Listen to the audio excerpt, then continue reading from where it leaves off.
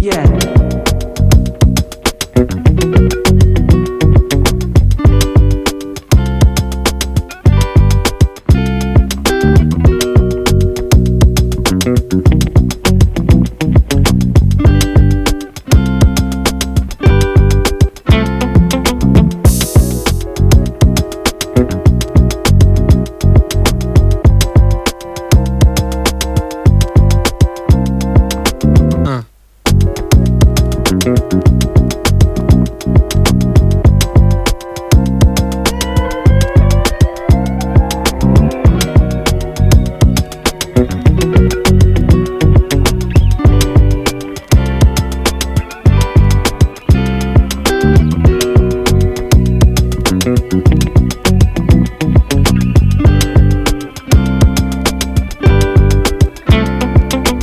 No.